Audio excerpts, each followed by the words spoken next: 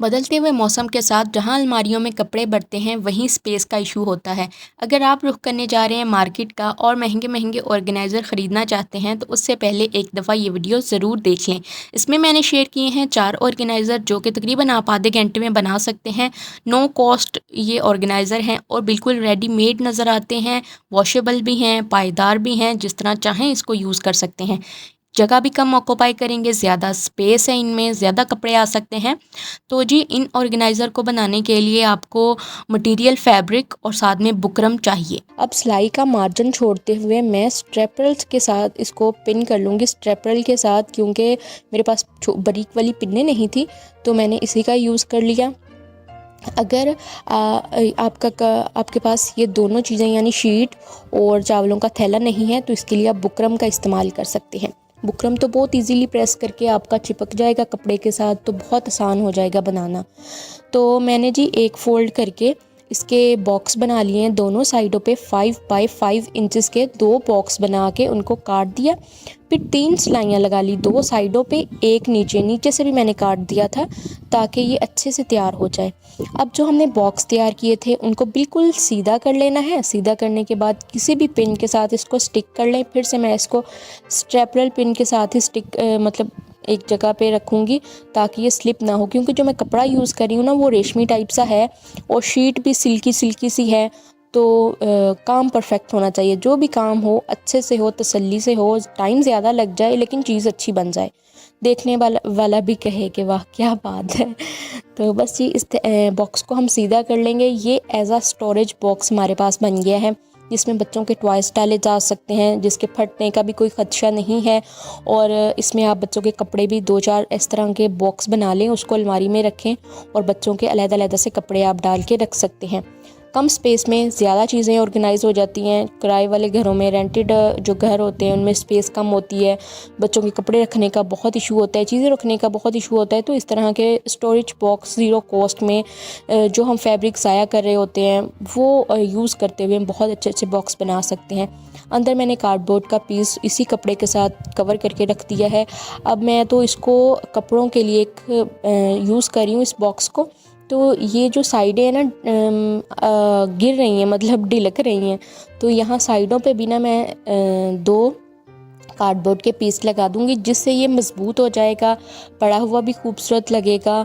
और ये मैंने इसमें तकरीबन 10 से 12 सूट डाले हैं और अभी भी इसमें स्पेस है। थोड़ा प्रेस करेंगे, इस्त्री कर करके अगर रखें तो बड़े इजीली आप इसमें ज़्यादा सारे कपड़े रख सकते हैं। ये अच्छी खासी स्पेस मतलब है इसमें। इस तरह के दराज ऑर्गेनाइज़र हों या वार्डरोब ऑर्गेनाइज़र हों, हम लोग ख़रीदना बहुत पसंद करते हैं क्योंकि ये मल्टीपर्पज़ होते हैं। इनमें अंडरगारमेंट्स रखें या सॉक्स, मिटन वगैरह रखें तो एक तो वेल ऑर्गेनाइज रहते हैं, दूसरा टाइम से मिल भी जाते हैं। तो इसीलिए जी ये सबको बहुत पसंद होते हैं। इन ऑर्गेनाइज़र को बनाने के लिए हमें जो मटेरियल चाहिए उसमें बुकरम और कपड़ा शामिल है। कपड़ा आप पतला सा लीजिएगा और कोशिश करिए कि खुश रंग सा हो, अच्छे से कलर हो उसमें और पतले वाला हो। तो यहाँ पे मैंने बुकरम का नाप लिया है। लंबाई इसकी 13 इंच है और चौड़ाई मैं इसकी ले रही हूँ 7.5। तो अगर आप किसी दराज को ऑर्गेनाइज़ करना चाहते हैं तो इस तरह की 2-3 बास्केट बनाएंगे तो 2-3 ऑर्गेनाइज़र बनाने पड़ेंगे। तो आप फिर दराज की लंबाई को नापेंगे, चौड़ाई तो आप बेशक अपने हिसाब से रख सकते हैं। यहाँ पे मैं 2 यहाँ पे तैयार करके दिखाऊंगी आपको, तो इस हिसाब से मैंने 2 बुकरम के पीस लिए हैं और 2 ही फैब्रिक के पीस लिए हैं।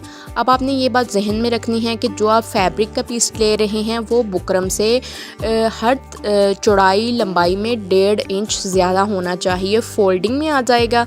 अगर आप सिलाई जानते हैं तो सिलाई कर लें सिलाई मशीन के साथ, पहले अच्छे से प्रेस से चिपका लें बुकरम को, फिर उसके बाद चारों तरफ से सिलाई कर दें। अगर आपको सिलाई नहीं आती तो सुई धागे से सिल लें, अगर सुई धागे से भी नहीं सिल सकते तो आप स्ट्रेपल के साथ पिन्ने लगा लें। अब बेहतर तो यही है, अगर आप चाहते हैं कि ये अच्छा और ख़ूबसूरत बने तो सीधी सिलाइयाँ हर कोई लगा लेता है, ये कोई मुश्किल काम नहीं है। तो आपने बस इसको इस तरह के मैंने ये 2 तैयार कर लिए हैं, इस्त्री भी कर लिया है, सिर्फ सीधी सीधी सिलाइयाँ लगानी है जो कि 5 मिनट में लग जाएंगी। यहाँ पे जी सिलाइयाँ हमारी लग चुकी हैं। अब इन कॉर्नर्स के ऊपर हम निशान लगाएंगे जो कि मैं लगा रही हूँ 2.5 का। एक मैं 2.5 पे तैयार करूँगी और जो दूसरा होगा ना उसको मैं 1.5 पे रेडी करूँगी, या फिर उसको 2 भी रख सकते हैं।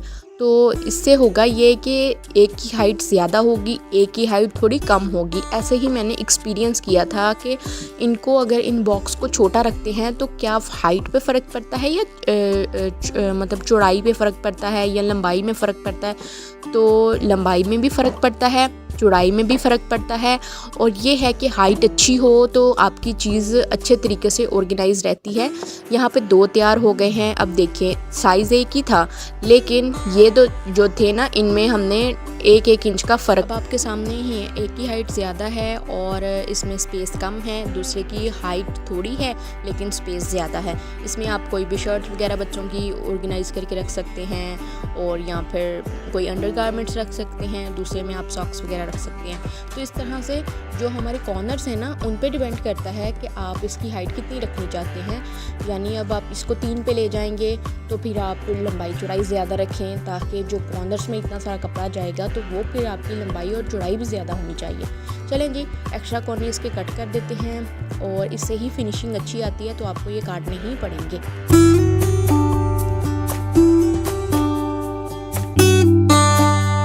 कॉर्नर्स कट हो चुके हैं, इसको सीधा भी कर लिया है हमने, तो आपके सामने ही है इसकी फ़िनिशिंग कितनी अच्छी आई है। बुकरम से बनाएंगे तो फ़िनिशिंग बहुत अच्छी आती है। अगर आप चावल वाली आटे वाली बोरी से बना भी सकते हैं, लेकिन थोड़ी ढीली बनती है, इतनी अच्छी फ़िनिशिंग नहीं आती है। इसको मैं आपको दराज में भी रख के दिखाती हूँ कि आप अगर 3-4 बना के दराज में रख लेंगे ना तो ये फ़िट आ जाएंगे दराज में, बिल्कुल फिटेड ऑर्गेनाइज़र बन जाएंगे और आप इसमें कुछ भी ऑर्गेनाइज़ करके रख सकते हैं। तो यहाँ पर जो है ना इसकी साइडों पर इस तरह तय बिठा लेंगे और एक लाइन बना लेंगे। इससे ना इसकी जो साइडें हैं ना वो खड़ी रहेंगी, इधर उधर ढिलकेंगी नहीं, क्योंकि है तो ये बुकरम ही। तो ये देखिए आपके सामने ही है। अब मैं आपको ये दराज में रख के दिखाती हूँ। आप इनको दराज में भी रख सकते हैं, किचन में भी कहीं रख सकते हैं, कुछ ऑर्गेनाइज़ करने के लिए किचन टॉवल वगैरह डाल के रख सकते हैं। इसके अलावा हमारी आदत बनी हुई होती है कि हम लोग ना चाहते हुए भी अवन पे काफ़ी सारी चीज़ें जमा कर लेते हैं, उसके ऊपर भी हम रख सकते हैं कोई ना कोई छोटी मोटी चीज़ें रखने के लिए, उनको ऑर्गेनाइज़ करके रखने के लिए, या छोटे मोटे साशे वगैरह होते हैं केचप के, ग्रीन टी के, तो उनको भी ऑर्गेनाइज़ कर सकते हैं।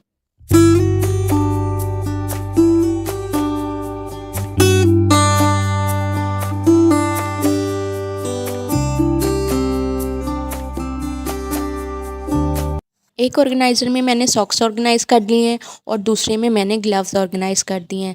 तो अभी सर्दियाँ आई तो नहीं है, ये चीज़ें बाहर निकली तो नहीं हैं, लेकिन मैं जस्ट आपको ऑर्गेनाइज़ करके दिखा रही हूँ कि बहुत अच्छे से ये ऑर्गेनाइज़ होते हैं और लगता ही नहीं है कि आपने ये घर में खुद बनाए हैं या बाज़ार से रेडीमेड लिए हैं। तो उम्मीद है जी आपको भी ये आइडिया अच्छा लगा होगा। अगर आप लोगों को भी ये आइडिया अच्छा लगा है तो प्लीज़ इस वीडियो को लाइक कर दें और चैनल को सब्सक्राइब कर लें, ताकि आपको और भी अच्छे से आइडियाज़ मिलते रहें। और कमेंट करके बताइएगा आप लोग मुझे किस सिटी से देख रहे हैं और आपका नेम।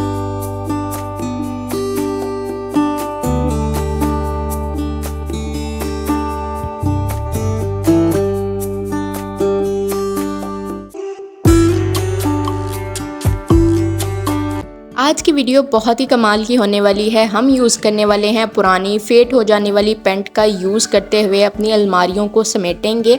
खुली हुई अलमारियों के लिए ये बहुत ही ज़बरदस्त आइडिया है। इसके लिए हमने पुरानी सी पेंट ले ली है जिसका कलर आपके सामने है, बिल्कुल फेड हो चुका है। ब्लू कलर की ये पेंट है और बड़ा ही प्यारा इसका ब्लू कलर था, तो ये ऊपर से बिल्कुल फेड हो चुकी है। और अब जी हम इसका यूज़ करने वाले हैं। टॉप पार्ट और बॉटम पार्ट दोनों ही हमने यूज़ करने हैं। तो सबसे पहले बॉटम वाले पार्ट को मैंने इस तरह से अलहदा कर लिया है। उधेड़ते हुए मैंने इसको बिल्कुल सीधा कर लेना है। कैंची से भी काट सकते हैं, लेकिन मैं इसका एक भी पार्ट ज़ाया नहीं करने वाली, ताकि ये कोई एक भी कतरन इसकी वेस्ट ना जाए। तो मैंने इसको उधेड़ते हुए ही सीधा कर लिया है। तो अब आपके सामने है इसका जो अंदर वाला पार्ट निकला है ना, कितना फ्रेश और कितना नीट सा कलर है। बाहर से बिल्कुल ये ख़राब हो चुका था। तो मैंने क्या किया, ये पीसेस मैंने एक साइज़ में निकाल लिए हैं। जितना भी एक्स्ट्रा थोड़ा बहुत जो कतरें साइडों की थी ना, वो हमने अलहदा कर दी हैं। काट के दोनों पीस एक जैसे निकाल लिए। अब क्या करेंगे, इसकी दरमियान वाली सिलाई को भी उधेड़ लेंगे, ताकि हम जो इसकी उल्टी साइड है उसको सीधा बना लें, क्योंकि नीचे वाला जो उल्टी साइड का कलर है बिल्कुल फ्रेश पड़ा है और वो कलर हमारा सीधी साइड बन जाएगा और सीधी साइड हमारी उल्टी हो जाएगी। तो ये आपके सामने है, इसको मैंने उधेड़ा और फिर से दरमियान की एक सिलाई लगनी थी तो मैंने वो लगा दी है। हमारे पास मेन फैब्रिक आ चुका है, इस पे ही हमने काम करना है। और जो हमें चाहिए वो है चावल की या आटे की बोरी का भी पीस। जितना हमारा फैब्रिक का पीस है उतना ही चावल या आटे की बोरी का पीस ले लेंगे। इसकी जगह आप बुकरम भी यूज़ कर सकते हैं। बुकरम को आप प्रेस करेंगे तो बिल्कुल जुड़ जाएगा। हमने बोरी रख के पिनों से सेट किया और चारों तरफ सिलाई लगा दी। सिलाई लगाने के बाद जो हमारे 2 फैब्रिक थे ना, मेन फैब्रिक, उनको साइडों से सिलाई कर दिया और ऊपर और नीचे का पार्ट खुला छोड़ दिया। इसी तरह से हमने लाइनिंग भी तैयार कर ली। लाइनिंग को भी साइडों से सिलाई कर दिया, ऊपर और नीचे का पार्ट खुला छोड़ दिया। मेन फैब्रिक उल्टा है, लाइनिंग सीधी है। अंदर रखते हुए हमने इस तरह से सिलाई कर लिया है ऊपर की तरफ से और फिर लाइनिंग को अंदर की तरफ किया है। आपके सामने है, ये इस तरह से इसके अंदर चली जाएगी।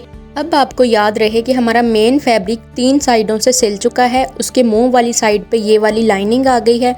लाइनिंग को भी हमने सिलाई करना है, लेकिन इतना सा जो पार्ट है ना जहाँ मैं हाथ लगा के बता रही थी, इतना छोड़ देना है ताकि हम इस पूरे फैब्रिक को सीधा कर सकें। अब सिलाई लगा के आ चुके हैं। इसके बाद हमने 3x3 का निशान लगाते हुए बॉक्स काट लेने हैं। 2 बॉक्स हमारे यहाँ पे कटेंगे मेन फैब्रिक के और 2 बॉक्स हमारे कटेंगे लाइनिंग के ऊपर से। साइज सेम ही होना चाहिए। एक बॉक्स का निशान लगाया था, बाकी सबको मैंने ये जो बॉक्स था ऊपर रखती गई और हमने ये काट दिए बॉक्स। बॉक्स काटने के बाद हमने कुछ इस तरह से पकड़ना है फैब्रिक को और इस तरह से हमने इसको सिलाई कर देना है। सारे चारों साइड हमने इसी तरह से सिलाई करनी है। मेन फैब्रिक को भी और लाइनिंग को भी सेम इसी तरह से सिलाई करना है।